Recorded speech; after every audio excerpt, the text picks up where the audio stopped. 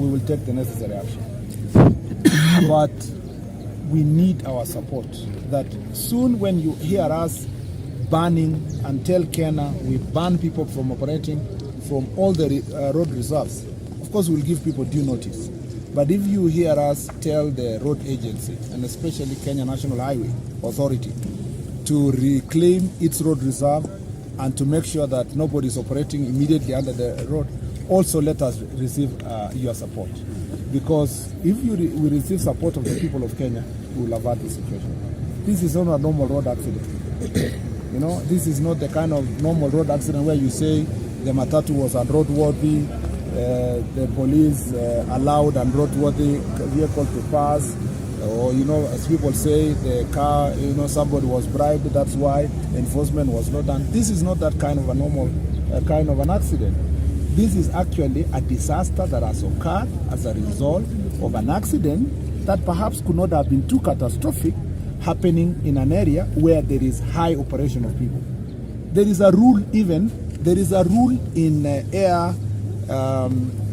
in the aviation sector that a plane cannot land, or a landing near an airport should not have high intensity operation areas with factories and churches and all that operating with that area, because people know if landing of a vehicle of an aeroplane does not happen as it should, at least we should avert catastrophe. We must apply that rule on our roads.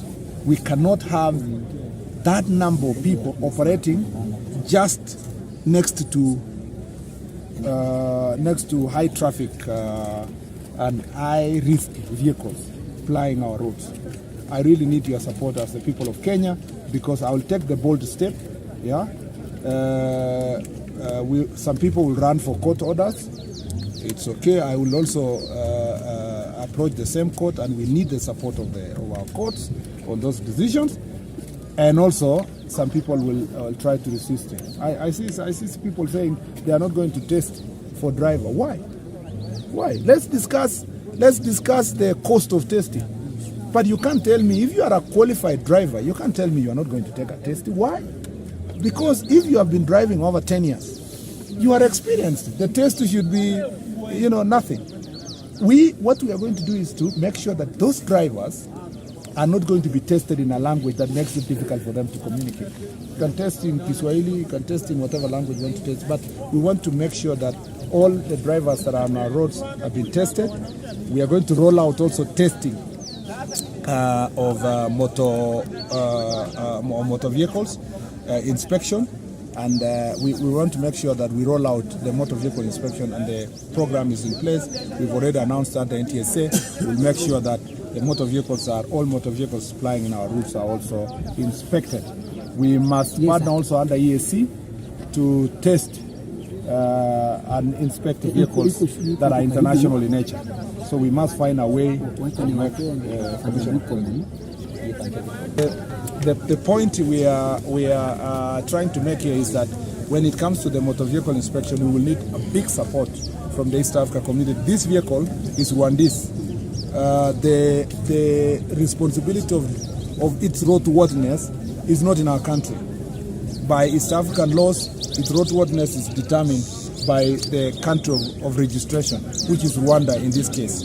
So we will need also support of our East Africa community partners when we roll out the motor vehicle inspection to determine their roadworthiness. I thank you very much. Unless there's someone who has a question, I appreciate you for your time, and thank you for reporting. First, it will be very sad for me to conclude without saying this, that I want to thank the medical team that assisted, the emergency medical team that came here from the hospitals here and the hospitals in both Kericho and Nakuru County.